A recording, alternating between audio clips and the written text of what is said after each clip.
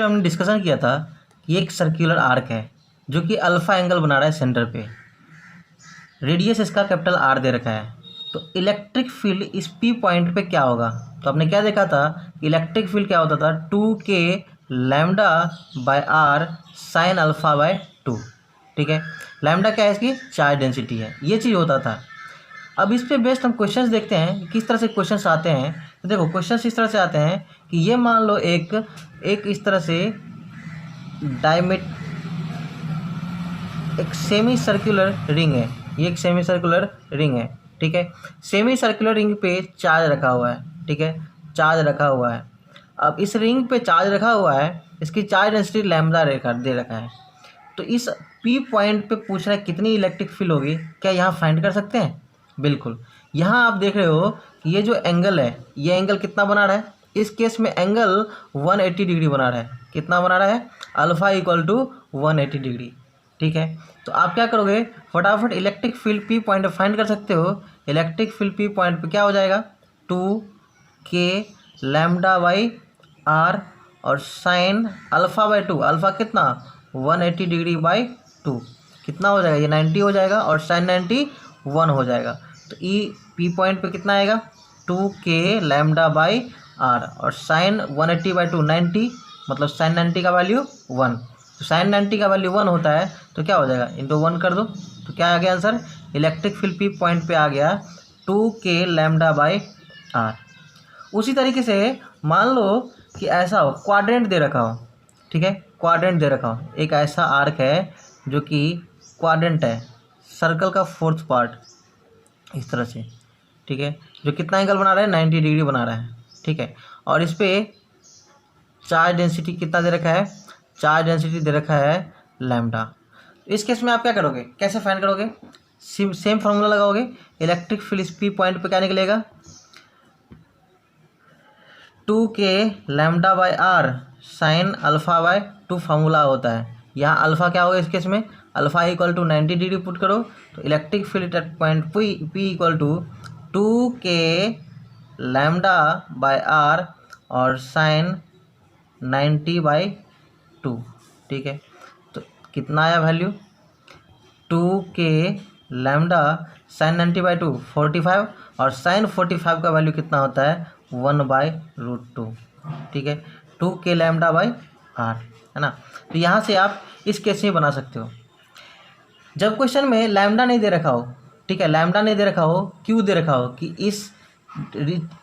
इस वाले रिंग पे चार्ज क्यू दे रखा है, तो तुम क्यू भी फाइंड कर सकते हो। कैसे क्यू फाइंड कर सकते थे, lambda equal to Q by L होता है। ठीक है, lambda equal to Q by L होता है। यदि उसने क्यू दे रखा है, चार्ज इस पर क्यू दे रखा है, तो वहाँ से आप लैम्डा का वैल्यू पुट कर लेना और यहाँ लैम्डा का वैल्यू रख देना। ठीक है, आंसर मिल जाएगा। चाहे चार्ज डेंसिटी के फॉर्म में दे रखा हो या फिर डायरेक्ट चार्ज क्यू दे रखा हो, तो उस केस दोनों केस में आप इलेक्ट्रिक फील्ड फाइंड कर लोगे। ठीक है, ये क्यू तो मान लो इसमें दिया हुआ है, एल कैसे निकालोगे, एल निकाल लोगे, ये एल है, यही तो एल है ना, ये एल है। ठीक है, ये एल इक्वल टू फार्मूला क्या होता है, R theta. L equal to formula होता है आर थीटा, होता है ना। तो ये रेडियस दे रखा है, ये थीटा दे रखा है। ठीक है, तो यहाँ से आर अल्फ़ा ले लेता हूँ, क्योंकि अल्फ़ा लेते हो। ठीक है, आर अल्फ़ा ले लेते हैं, L equal to R alpha put कर देना कि मान लो ये डिस्टेंस आर है, तो आर अल्फ़ा से ये एल पता हो जाएगा। क्यू बाई एल पुट करो लैम्डा की जगह, lambda equal to Q by L, और आंसर यहाँ से फाइंड आउट करो। ठीक है, तो इस तरीके से आप दोनों तरीके केस में आप कर सकते हो, फाइंड कर सकते हो। जब भी और कोई केस जनरल केस भी हो सकता है कि 30 डिग्री है, 20 डिग्री है, 50 डिग्री, जो भी हो, यदि ये एंगल पता हो तो हम वैल्यू पुट कर देंगे एंगल का, और अपने को इलेक्ट्रिक फील्ड का वैल्यू निकल जाएगा। ठीक है, आज हम थर्ड केस पढ़ेंगे। देखते हैं थर्ड केस क्या है। थर्ड केस भी जनरल केस है। इस जनरल केस को पढ़ते हैं और इस पे कई सारे क्वेश्चन फॉर्म हो सकते हैं, वो सारे क्वेश्चन हम कर लेंगे। तो जनरल केस पढ़ते हैं, और जनरल केस पढ़ने से फ़ायदा ये चीज़ होता है कि क्वेश्चन अलग तरीके का भी आएगा, तब भी अपने वो क्वेश्चंस बन जाएंगे। ठीक है, तो देखिए क्या है ये थर्ड केस। केस थर्ड में है कि मान लो ये रड है। ठीक है, ये एक रड है जिसकी लेंथ कैपिटल एल गिवन है। ये एक रड है जिसकी लेंथ कैपिटल एल गिवन है। इस पे चार्ज है, चार्ज इस पे गिवन है। ठीक है, लीनियरली चार्ज डिस्ट्रीब्यूटेड इस पे है। अब आपको फाइंड करना है लीनियरली चार्ज डिस्ट्रीब्यूटेड है जिसकी चार्ज डेंसिटी मान लेते हैं, सपोज कर लेते हैं लैम्डा चार्ज डेंसिटी है, ठीक है। अब आपको इलेक्ट्रिक फील्ड एक पॉइंट पे जो कि ए डिस्टेंस यहाँ से हो, ठीक है, यहाँ से कितनी डिस्टेंस पर हो, ए डिस्टेंस पर हो, चलो यहाँ मान लेते हैं, यहाँ पे ए डिस्टेंस पे अपने को एक पॉइंट पी लिया और इस पॉइंट पे इलेक्ट्रिक फील्ड फाइंड करना है। तो कैसे फाइंड करेंगे, ये वाली पी पॉइंट इस एंड से सपोज करते हैं कि एंगल कुछ बनाता है जिसका नाम इसे मान लेते θ2 रख लेते हैं, ठीक है। और इस वाले एंगल को जो ये वाली जो एंगल फॉर्म करता है पी पॉइंट पर, ठीक है, इसको मान लेते हैं ये एंगल θ1 है, ये एंगल को θ1 फॉर्म, ये वाली एंड जो है इस पी पॉइंट पे θ1 एंगल बना रहा है और ये वाली दूसरी वाली एंड जो है θ2 एंगल फॉर्म कर रहा है। तो ये कंटिन्यूस चार्ज डिस्ट्रीब्यूशन है, तो इसके कारण आप डायरेक्टली पी पॉइंट पे इलेक्ट्रिक फील्ड नहीं फाइंड कर सकते हो। तो फिर से आपको क्या करना है, कोई एक एलिमेंट्री पार्ट लेना पड़ेगा। तो सपोज करो यहाँ हम एक एलिमेंट्री पार्ट ले रहे हैं, यहाँ पर एलिमेंट्री पार्ट ले रहे हैं, ठीक है। कितना डिस्टेंस पे, इसको रेफरेंस मानते हुए कि एल डिस्टेंस पे स्मॉल एल ले लेते हैं, इसको कैपिटल माना है, इसको स्मॉल एल मान लेते हैं। एल डिस्टेंस पर ये डीएल एलिमेंट्री पार्ट लिया, ये वाली एंड क्या है, ये डीएल एलिमेंट्री एरिया लिया। तो ये डीएल एलिमेंट्री पार्ट को हमने कंसीडर किया। इस डीएल वाले एलिमेंट्री पार्ट पे चार्ज कितना होगा, तो सपोज करो इस पर चार्ज कितना है, डीक्यू चार्ज है। तो ये डीक्यू चार्ज हो गया तो ये एक पॉइंट चार्ज की तरह बिहेव करेगा। ये पॉइंट चार्ज इस वाले पॉइंट पे इलेक्ट्रिक फील्ड प्रोड्यूस करेगा और हम निकाल सकते हैं कूलम्स लॉ से। अब लगा सकते हैं कूलम्स लॉ, तो हम क्या करेंगे, इस वाले पॉइंट से इस वाले पॉइंट को मिलाएंगे, ठीक है, और फिर हम क्या करेंगे, इलेक्ट्रिक फील्ड फाइंड करेंगे यहाँ से, ठीक है। अब ये जो डीएल है, ये डीएल एलिमेंट्री चार्ज है, ये एलिमेंट्री चार्ज कितना फील्ड इस पे प्रोड्यूस करेगा इस पॉइंट पे, तो इसको हम सपोज कर लेते हैं कि डी इलेक्ट्रिक फील्ड प्रोड्यूस कर रहा है, ठीक है। कितना डी इलेक्ट्रिक फील्ड यहाँ पे प्रोड्यूस करेगा। अच्छा, ये जो हमने लाइन बनाया ये कितना एंगल बना है, इसको मान लो सपोज करो ये फाई एंगल है, ठीक है। इसको θ1 माने थे, इसको θ2। तो ये जो अपने को एलिमेंट्री पार्ट है कितना एंगल बना रहा है, इस लाइन के साथ फाई एंगल बना रहा है, ठीक है। ये लेंथ L हो गया, ये लेंथ A हो गया। हम इसको क्या कर रहे हैं, इसको मान लेते हैं स्मॉल r मान लेते हैं, ठीक है। इसको स्मॉल r मान लेते हैं, ये लेंथ को क्या मान लिया हमने, स्मॉल r मान लिया। अब देखो यहाँ पे इस डायरेक्शन में डी इलेक्ट्रिक फील्ड प्रोड्यूस कर रहा है, तो इसका इस डायरेक्शन में क्या होगा, देखो ये एंगल फाई, तो ये भी एंगल क्या होगा, ये भी एंगल फाई होगा, ठीक है। तो क्या इसका ये कंपोनेंट डी कॉस फाई हो जाएगा और इसका ये वाली कंपोनेंट क्या होगा, डी साइन फाई हो जाएगा, ठीक है। तो डी कॉस फाई और डी साइन फाई हो जाएगा। ये चीज़ हम यहाँ से देख रहे हैं। अब किसी के दिमाग में ये चल रहा होगा कि ये डीएल एलिमेंट इस साइड लिए हैं तो इस साइड आया हुआ डी साइन फाई, ठीक है, डी कॉस फाई इधर आया है। क्या हम इधर कोई एलिमेंट लेते, इस साइड एलिमेंट लेते, तो क्या फिर से ऊपर की तरफ नहीं आता डी साइन फाई, आएगा डी साइन फाई, ठीक है। लेकिन इस बार ये चीज़ होने वाला है कि आप देखोगे कि ये वाली और दूसरा ये वाली लाइन, ये जो डिस्टेंस है और ये जो डिस्टेंस है अलग अलग डिस्टेंस आएगा। देख रहे हो, मान लो यहाँ पर आप एलिमेंट्री एरिया कंसीडर कर रहे हो, ये एलिमेंट्री एरिया कंसीडर कर रहे हो, तो यहाँ की जो इस पॉइंट का डिस्टेंस और ये वाली पॉइंट का डिस्टेंस, ये r और यहाँ का r अलग अलग आएगा। और r अलग आएगा, डिस्टेंस अलग आएगा चार्ज का और जिस पॉइंट पे निकाल रहे हैं उस पॉइंट का, तो फिर इलेक्ट्रिक फील्ड भी अलग अलग आएगा। तो इसलिए हम यहाँ से कह सकते हैं कि अलग अलग इलेक्ट्रिक फील्ड आएगा जिससे कैंसिल आउट नहीं हो पाएगा। ऊपर की तरफ भी इलेक्ट्रिक फील्ड आएगा पर दोनों सेम नहीं होगा जिससे कैंसिल आउट हो पाए, क्या कहना चाह रहे हैं कि मान लो देखो यहाँ का एलिमेंट्री एरिया कंसिडर करोगे तो क्या होगा, यहाँ पे भी अपने को क्या होगा, यहाँ से लाइन मिला और ये लाइन इस डायरेक्शन में क्या होगा, इलेक्ट्रिक फील्ड प्रोड्यूस करेगा। तो इसका इलेक्ट्रिक फील्ड इस डायरेक्शन में कुछ होगा और कुछ इसका ये कंपोनेंट भी होगा ना, कुछ कंपोनेंट होगा। तो ये वाली कंपोनेंट और ये वाली कंपोनेंट दोनों सेम नहीं होगा, क्योंकि इलेक्ट्रिक फील्ड का वैल्यू अलग अलग आएगा। इस डायरेक्शन में इलेक्ट्रिक फील्ड का डायरेक्शन और इस डायरेक्शन में इलेक्ट्रिक फील्ड का डायरेक्शन दोनों अलग अलग आएगा, क्योंकि इलेक्ट्रिक फील्ड का वैल्यू जो होती है डी इक्वल टू होता है, तो डी इक्वल टू क्या होता है, के डी क्यू अपॉन में आर स्क्वायर। ठीक है, K D Q by R square. तो आर, ये वाली आर और ये वाली आर अलग अलग आएगा, इसलिए इस डायरेक्शन में इलेक्ट्रिक फील्ड अलग आएगा और इस डायरेक्शन में इलेक्ट्रिक फील्ड अलग आएगा। जब इलेक्ट्रिक फील्ड अलग अलग आएगा तो कंपोनेंट भी अलग अलग आएगा, और कंपोनेंट अलग अलग आएगा तो ये वाली कंपोनेंट और ये वाली कंपोनेंट कैंसिल आउट नहीं होंगे। तो हमें इस केस में क्या करना है, दोनों कंपोनेंट फाइंड करना है।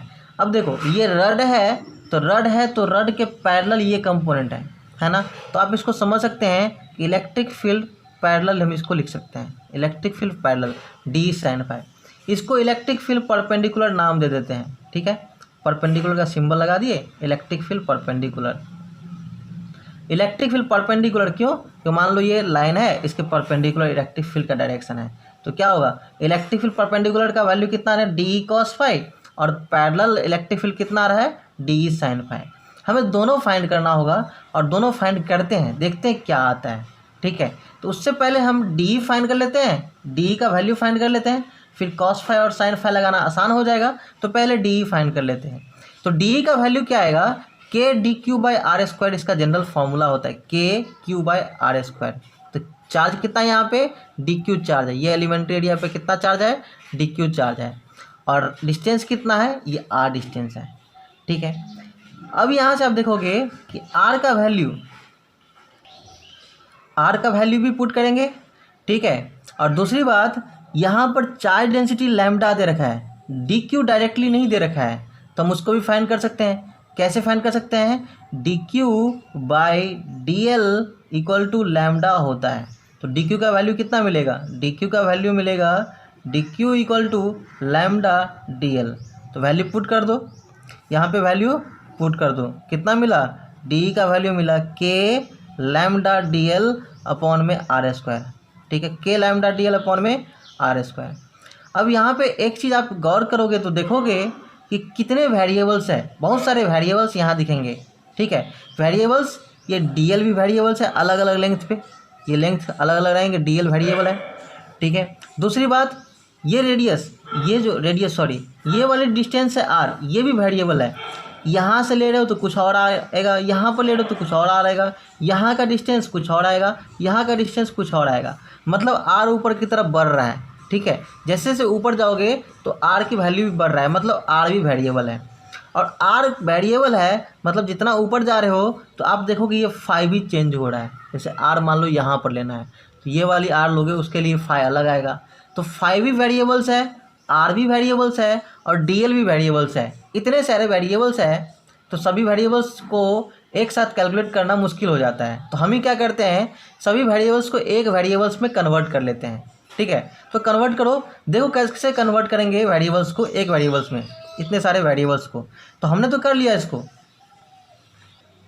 इस वाले ट्रायंगल में देखो, ये वाले ट्रायंगल में, ये जो ट्रायंगल है, ये वाले ट्रायंगल में क्या है, इस ट्रायंगल में आप कॉस फाई निकालो।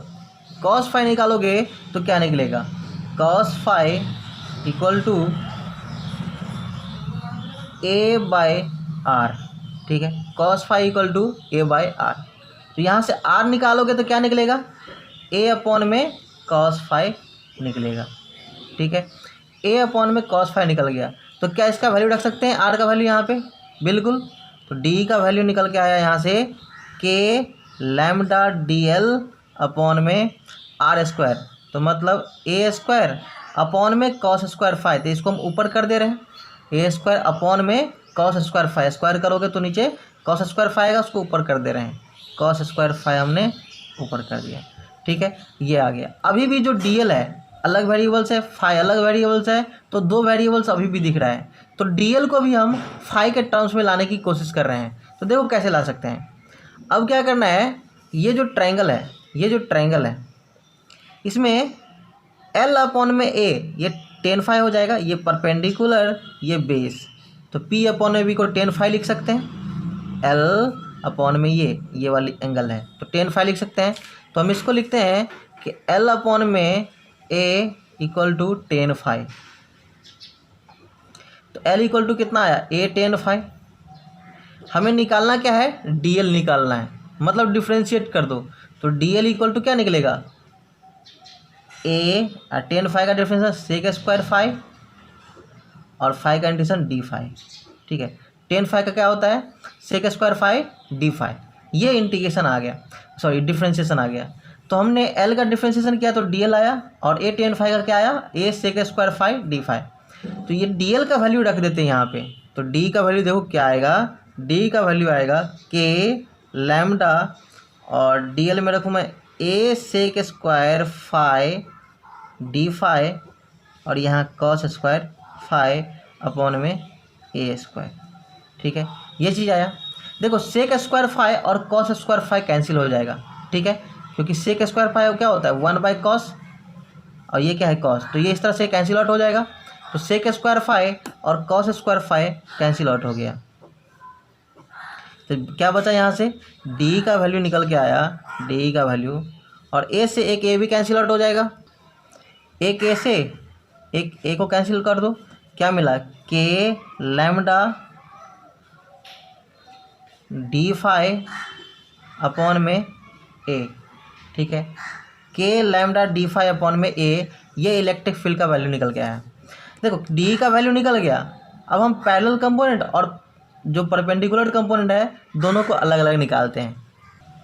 यहाँ पर हम E परपेंडिकुलर का वैल्यू निकालते हैं, यहाँ पर E पैरेलल का वैल्यू निकालते हैं। क्या निकल के आया था, E परपेंडिकुलर आया था DE cos phi, D cos phi।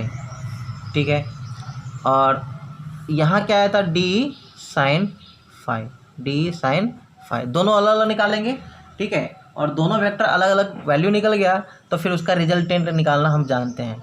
ठीक है, तो E perpendicular equal to DE cos phi, इसको रखो D का वैल्यू क्या आया था अभी, K लैम्डा बाय A। ठीक है, और यहाँ से cos phi डी फाई, ये cos phi रखा, और यह क्या था, K lambda by A D phi था, तो डी फाई को मैंने यहाँ लगा दिया। ठीक है, और इसका इंटीग्रेशन कर देंगे क्योंकि हमें नेट इलेक्ट्रिक फील्ड निकालना है परपेंडिकुलर डायरेक्शन में। ठीक है, तो नेट इलेक्ट्रिक फील्ड निकालना होगा तो क्या करेंगे, अपन इसको इंटीग्रेट कर देंगे। ठीक है, क्या करेंगे, इंटीग्रेट कर देंगे। अब इसका लिमिट, इंटीग्रेशन का लिमिट कहाँ से कहाँ तक रखेंगे, ये लिमिट कहाँ से कहाँ तक रखेंगे, तो आप देखो इसको कि जो ये था, ये वाली एंगल था ये ना, ये फाई कहाँ से कहाँ जा सकता है, ये फाई आप थीटा, तो इसको रेफरेंस माने हो तो इसको मान लो 0, तो इधर की ओर निगेटिव आएगा। तो -θ2 से लेके +θ1 तक, ये θ1 यहाँ तक, ये DL जाएगा। DL देखो ये एलिमेंट कहाँ से कहाँ तक, ये DL एलिमेंट को पहले यहाँ रखोगे, ये DL एलिमेंट यहाँ से जुड़ते कहाँ तक आएगा, यहाँ तक। तो DL एलिमेंट को यहाँ पे रखोगे तो क्या आएगा, -θ2 एंगल बनाएगा। यहाँ पे 0, ये रेफरेंस माने हो ना, तो ये नीचे निगेटिव लोगे, ये रेफरेंस है तो नीचे निगेटिव लोगे। तो मान लो ये DL एलिमेंट स्टार्ट करते हो यहाँ पे, तो यहाँ पे लोगे तो इसके लिए एंगल क्या बनेगा, -θ2, और यहाँ से लेके कहाँ तक इंटीग्रेट करना है, यहाँ तक। यहाँ पे DL का एलिमेंट लोगे तो यहाँ के लिए क्या बनेगा एंगल, ये +θ1।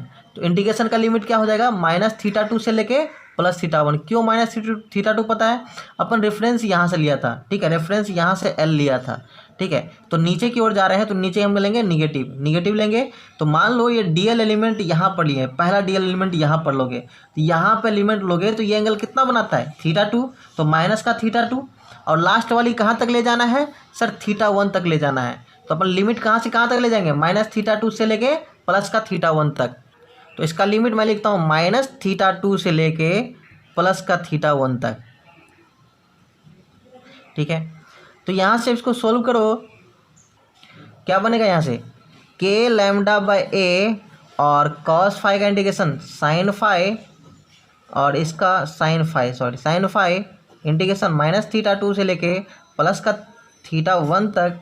ठीक है, इसको करोगे सोल्व तो क्या निकलेगा, के lambda by A,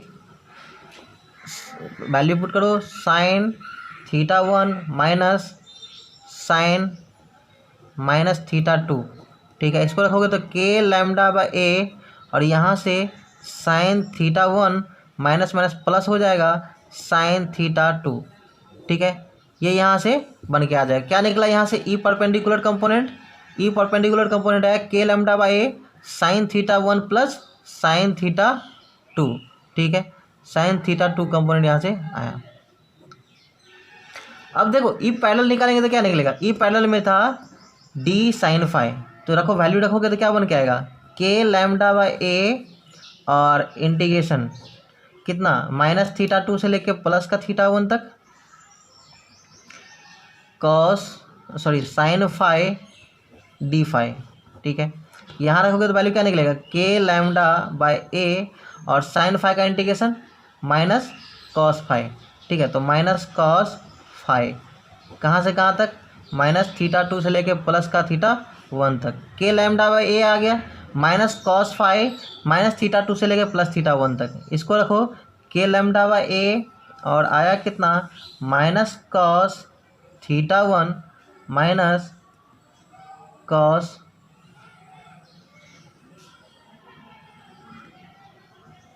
minus theta 2, ठीक है, माइनस थीटा 2। यहाँ से निकलेगा के लैम्डा बाय ए, ठीक है, और कॉस थीटा 2, ये माइनस प्लस हो जाएगा। क्या बनेगा यहाँ से? Cos theta 2 minus cos theta 1, ठीक है।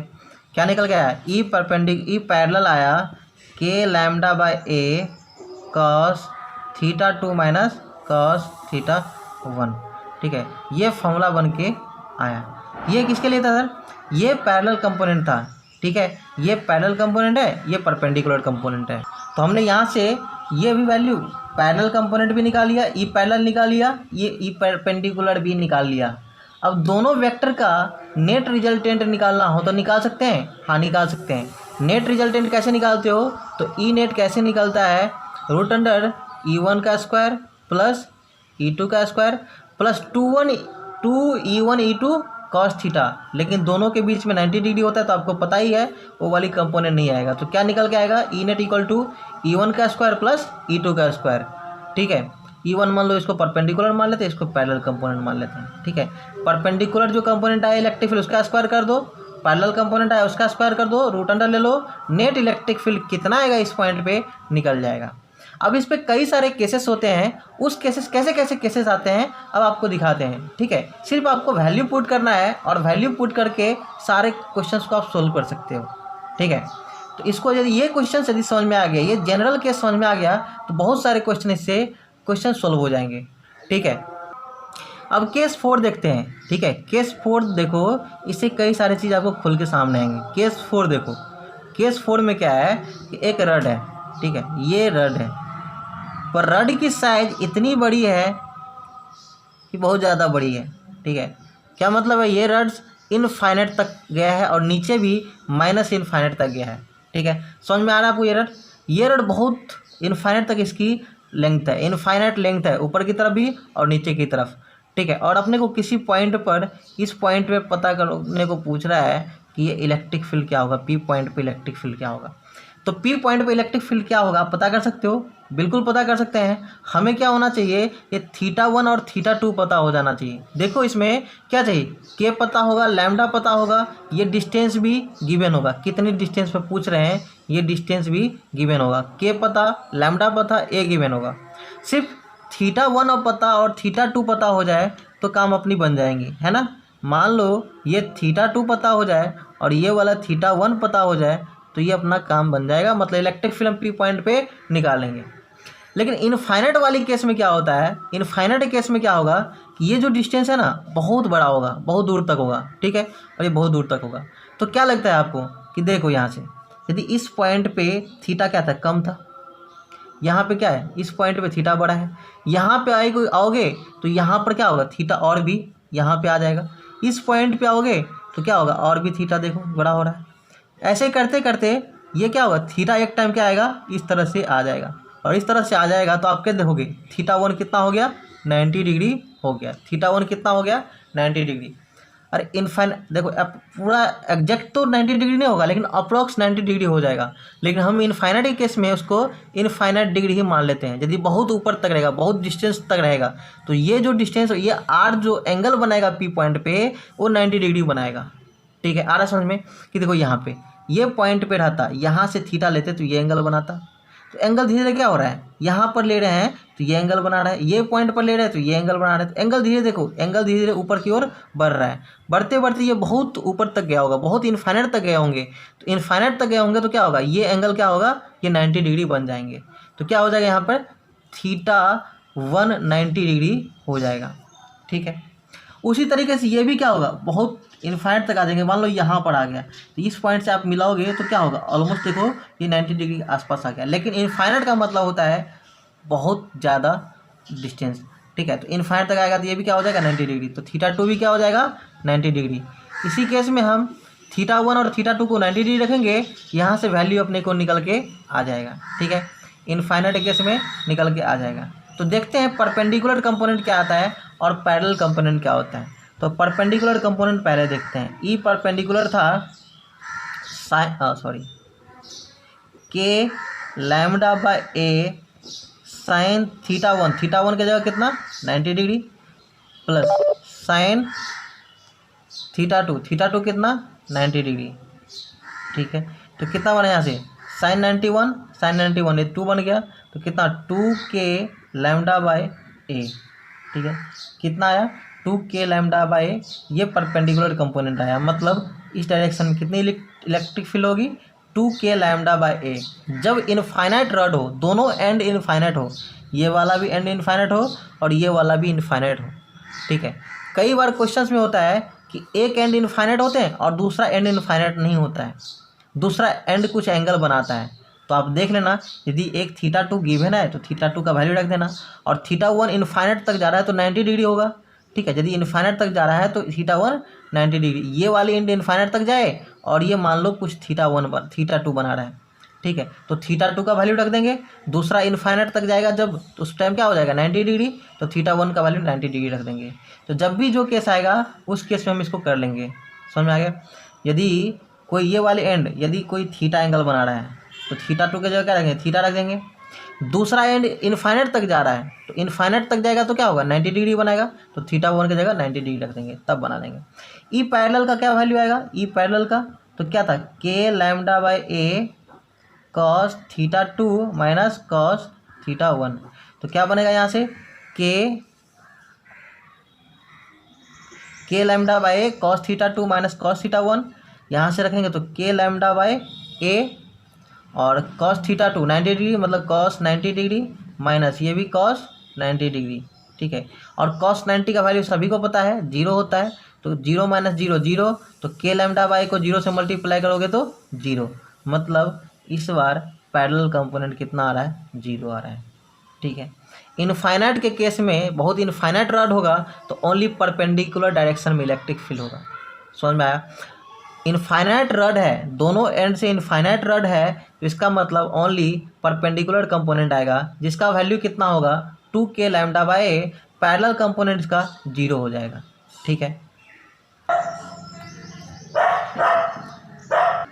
आइए क्वेश्चंस को देखते हैं। इसी जो भी हमने कॉन्सेप्ट पढ़ा है उस पे बेस्ड एक क्वेश्चंस को देखते हैं। क्या क्वेश्चन है, देखिए इसको। A thin semicircular ring of radius R has a positive charge Q. इस पर पॉजिटिव चार्ज क्या है, प्लस क्यू चार्ज दे रखा है, प्लस क्यू दे रखा है। Distributed uniformly over it, the net field E at the centre O. इस ओ पॉइंट पे कितना इलेक्ट्रिक फील्ड होगा। तो अभी आपने देखा है ये AI EEE 2010 में पूछा हुआ है, जो अभी JEE मेंस होता है, JEE मेंस होता है उस टाइम AI EEE हुआ करता था, तो AI EEE 2010 में पूछा गया था। देखो इस क्वेश्चन को कैसे करेंगे। तो आपने क्या देखा है इस वाले क्वेश्चंस को, सर उसमें फॉर्मूला सर्कुलर सेक्शन के लिए फॉर्मूला डिराइव किए थे, तो इलेक्ट्रिक फील्ड उस P पॉइंट पे आया था 2k lambda by R sine alpha by 2, ये फॉर्मूला आया था। ठीक है, इस केस में क्या है, यहाँ पर अल्फ़ा कितना है 180 डिग्री, ठीक है, ये भी केस हम किए थे। तो ये कितना आया 2k लैम्डा बाई आर और साइन 180/2 मतलब साइन 90/2, साइन 90 और साइन 91 होता है, तो क्या बन गया 2k लैम्डा बाई आर। यहाँ रेडियस स्मॉल आर दे रखा है तो मैं स्मॉल आर ही लेंगे, ठीक है। 2k को कितना लेंगे 1/4 पाई इप्सिलॉन नॉट, ठीक है, 1/4 पाई इप्सिलॉन नॉट। और यहाँ से आर का वैल्यू आर लिया। लैम्डा का वैल्यू क्या होगा, ये लैम्डा क्या होगा, क्या ये निकाल सकते हैं, तो लैम्डा निकाल सकते हैं। लैम्डा क्या होता है Q/L, लैम्डा होता है Q/L। यहाँ पर लेंथ कितना है, देखो बच्चों ये लेंथ है, यहाँ पे इस पर ही तो चार्ज डिस्ट्रीब्यूटेड है, ये वाली चार्ज इस पर डिस्ट्रीब्यूटेड है। तो यहाँ सेमी सर्कुलर है, ये सेमी सर्कुलर है, इसका ये आर्क का लेंथ कितना होगा, तो आपको क्या पता होता है कि पूरा सर्कल का सरकमफ्रेंस 2πr होता है, तो आधा का कितना होगा पाई इंटू आर हो जाएगा, ठीक है। यहाँ से लेके ये लेंथ कितना हो जाएगा पाई इंटू आर हो जाएगा। तो क्या लिख सकते हैं Q अपॉन में L के जगह क्या रखेंगे पाई आर, ठीक है। फॉर्मूला पुट कर दो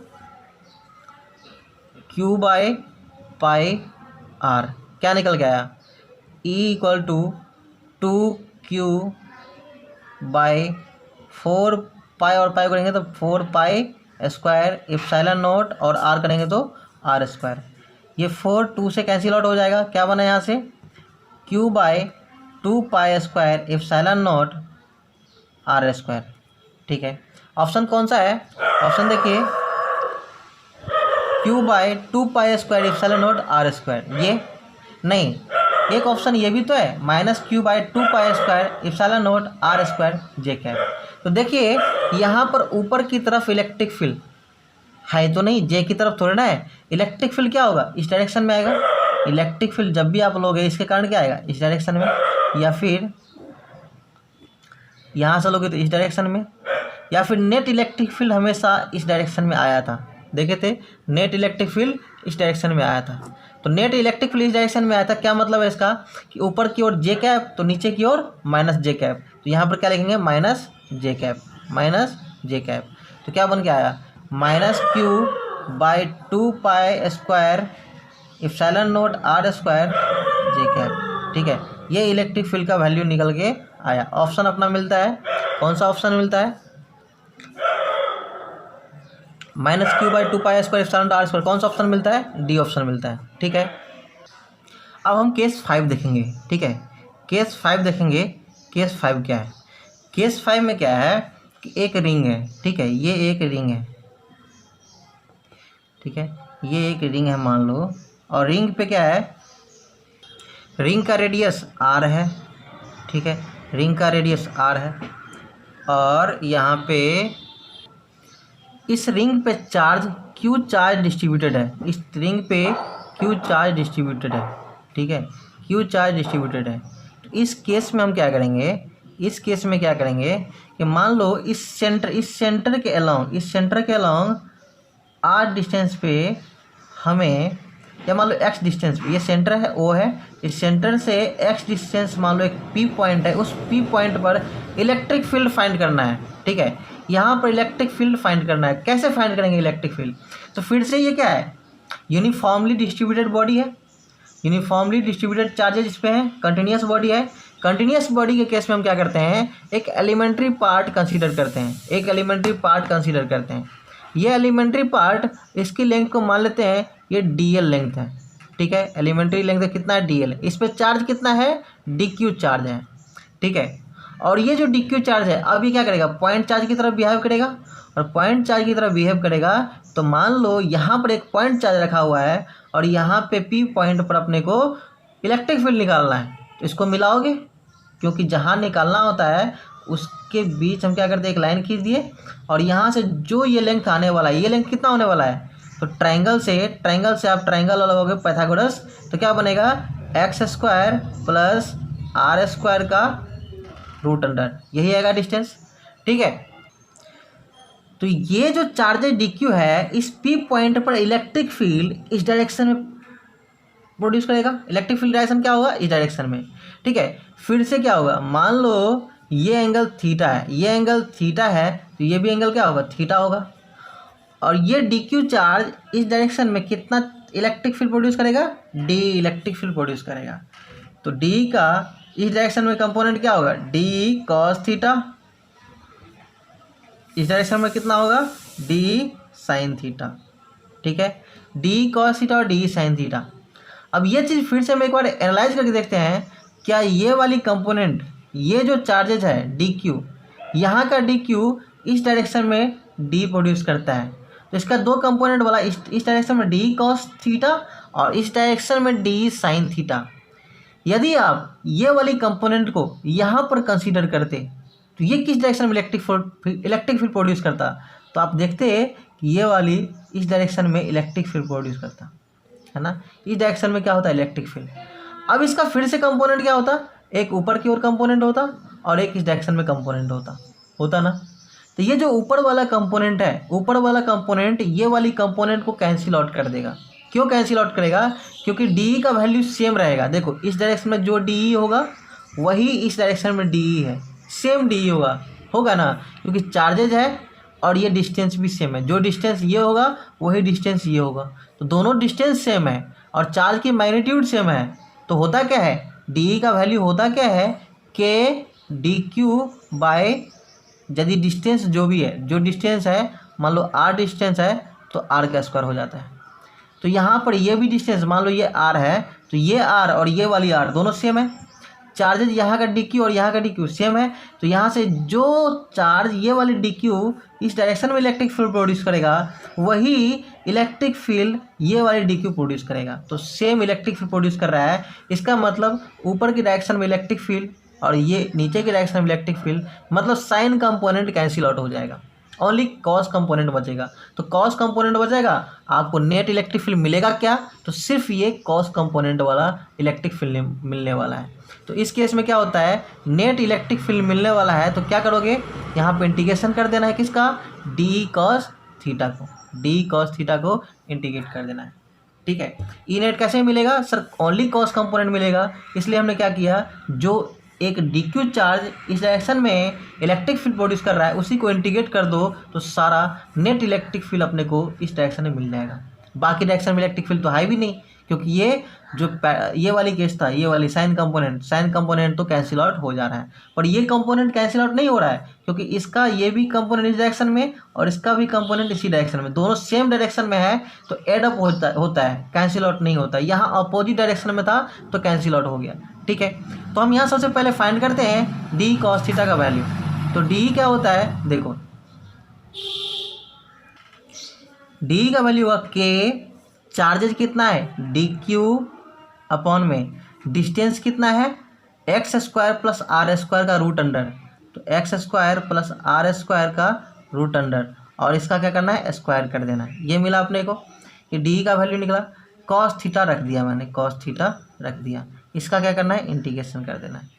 ठीक है, अब ये इसका वैल्यू आप देखो, के को क्या करो, बाहर कर दो। ठीक है, कॉस थीटा का वैल्यू क्या आएगा, कॉस थीटा का वैल्यू क्या आएगा, क्या बता, कॉस थीटा का वैल्यू आप रख सकते हो, कैसे रखोगे, यहाँ पर थीटा है तो थीटा के सामने वाली परपेंडिकुलर और ये बेस, तो बेस अपॉन में हाइपोटेन्यूज को कॉस थीटा बोलते हैं, तो एक्स अपॉन में रूट अंडर का X square plus R square क्या मिलेगा, कॉस थीटा। लिख दूँ यहाँ पे मैं, तो क्या मिलेगा, कॉस थीटा इक्वल टू, यहाँ पे ये कॉस थीटा, ये थीटा कैसे निकलेगा, cos theta equal to base है एक्स और हाइपोटेन्यूज क्या है, रूट अंडर में X square plus R square. ठीक है, कैपिटल आर का स्क्वायर। ठीक है, यहाँ भी कैपिटल आर का होल स्क्वायर, ये चीज़ निकलेगा। तो ये चीज़ निकल के आया, तो हम रख देते हैं value, integration of K D Q upon में X square plus R square, root under है, यहाँ पर इसका स्क्वायर करोगे तो क्या होगा, रूट अंडर कैंसिल आउट हो गए, तो X square plus R square, और वैल्यू कॉस थीटा क्या रखेंगे, एक्स अपॉन में X square plus R square का पावर 3/1/2, या फिर रूट अंडर लिख देते हैं। ठीक है, ये रूट अंडर एक्स अपॉन में root under X square plus R square, ये रख दिया। कांस्टेंट जो भी बाहर कर दो, के कांस्टेंट एक्स कांस्टेंट है, किस डिस्टेंस पे निकालना है, वो डिस्टेंस तो कांस्टेंट रहे, आपको पूछा जाएगा कि 10 सेंटीमीटर की दूरी पर निकालिए, तो एक्स तो कांस्टेंट रहेगा और आर रेडियस भी कांस्टेंट है। ये सब सारा कांस्टेंट है। कांस्टेंट एक वेरिएबल कौन सा है, डी क्यू है, तो बाकी चीज़ को बाहर कर देते हैं। के एक्स अपॉन में X square plus R square है, यहाँ पर पावर 1 है और रूट अंडर का मतलब क्या होता है, पावर हाफ। रूट अंडर का मतलब क्या होता है, पावर हाफ। तो यहाँ पर 1 है, यहाँ पर पावर हाफ है, तो दोनों एडअप हो जाएगा तो क्या हो जाएगा, पावर 3/2 हो जाएगा। जैसे x का पावर m है और x का पावर क्या है, n है, दोनों को मल्टीप्लाई करते क्या हो जाता है, x का पावर m प्लस n। तो पावर यहाँ 1 है, यहाँ पर 1/2 है। रूट अंडर का मतलब क्या होता है, पावर 1/2। तो कितना हो जाएगा, X square plus R square का पावर 3/2। बचा क्या, integration of D Q. D Q का इंटीग्रेशन करोगे मतलब टोटल जो चार्ज है उसको सम करोगे, तो टोटल चार्ज कितना है, टोटल चार्ज इस रिंग पे कितना है, तो टोटल चार्ज क्यू है। और इंटीग्रेशन ऑफ डी क्यू का क्या मतलब क्या होता है, जितने भी छोटा छोटा चार्ज है उसको जोड़ दो, तो टोटल चार्ज मिला के कितना इस रिंग पे दिया गया था, क्यू चार्ज दिया था, तो डी क्यू का इंटीग्रेशन क्या हो जाएगा, क्यू हो जाएगा। तो अपने को मिला क्या यहाँ से, के एक्स और यहाँ पे क्यू लिखता हूँ, के क्यू, ये डी क्यू का इंटीग्रेशन क्यू। अब x अपॉन में X square plus R square का पावर 3/2, ये अपने इलेक्ट्रिक फील्ड का वैल्यू आ गया। के क्यू एक्स अपॉन में X square plus R square का पावर 3/2 क्या निकल गया, के क्यू एक्स, फिर से लिख देता हूँ, के एक्स था तो एक्स की जगह एक्स, और डी क्यू का इंटीग्रेशन क्या लिखता हूँ, क्यू लिखता हूँ, ठीक है, डी क्यू का इंटीग्रेशन क्यू, एक्स अपॉन में नीचे क्या है, X square plus R square का पावर 3/2। अब यहाँ हम देखेंगे कि x इक्वल टू 0 हो यदि हो जाए तो पूरी वैल्यू 0 हो जाएगा। इसका मतलब इस रिंग के सेंटर पे x यहाँ से स्टार्ट होता है, x इक्वल टू 0 है ना, यहाँ पे सेंटर पे क्या होगा, x इक्वल टू 0, और p पॉइंट पे x इक्वल टू x हो जाएगा। तो x इक्वल टू 0 रखेंगे तो ये पॉइंट कहाँ आ जाएगा, p पॉइंट आ जाएगा सेंटर पे, ठीक है, और P पॉइंट सेंटर पे आ जाएगा, तो हमें x इक्वल टू 0 पुट करने से वैल्यू मिल रहा है इलेक्ट्रिक फील्ड का 0, मतलब इलेक्ट्रिक फील्ड एट सेंटर क्या मिल रहा है, सेंटर, मतलब कितना मिलेगा सर, या फिर ऐसे लिख सकते हैं, एट x इक्वल टू 0,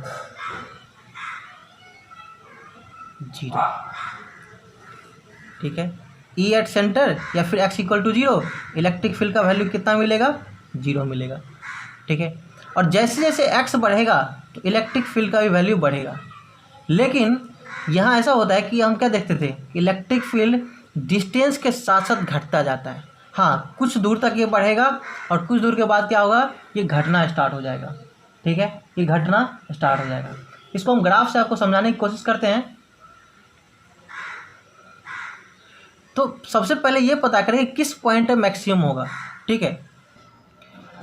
तो ये ग्राफ इस तरह से बनता है इलेक्ट्रिक फील्ड का इस रिंग के केस में, मतलब शुरुआत में एट 0 x इक्वल टू 0 पर इलेक्ट्रिक फील्ड 0 था, लेकिन जैसे जैसे आप x को बढ़ते गए तो इलेक्ट्रिक फील्ड भी बढ़ रहा है। किसी एक पॉइंट पे जाके मैक्सिमम हुआ, मैक्सिमम किस पॉइंट पे आएगा, r/√2 के, जो x इक्वल टू r/√2 आएगा वहाँ पर वैल्यू मैक्सिमम होगा इलेक्ट्रिक फील्ड का। कैसे निकालते हैं, तो इसी को आप डिफ्रेंशिएट कर दो x के रिस्पेक्ट में और 0 को इक्वल कर दोगे तो वहाँ से आपको वैल्यू मिल जाएगा, ठीक है। x इक्वल टू क्या मिलेगा, r/√2 मिलेगा, r/√2 मिलेगा, ठीक है। और फिर देखते हो इसके आगे जाओ तो फिर से इलेक्ट्रिक फील्ड क्या हो रहा है, घट रहा है और इनफाइनाइट तक क्या होगा, धीरे धीरे डिक्रीज होता जाएगा, ठीक है, डिक्रीज होता जाएगा। और हम जानते हैं कि इलेक्ट्रिक फील्ड इनफाइनाइट तक जाती है तो इनफाइनाइट तक ये बढ़ती जाएगी, हाँ, लेकिन इसकी वैल्यू धीरे धीरे घटती जाएगी, ठीक है। उसी तरह से निगेटिव डायरेक्शन भी होगा। तो हमने क्या देखा कि एट सेंटर इलेक्ट्रिक फील्ड क्या होगा, 0 होगा, और x इक्वल टू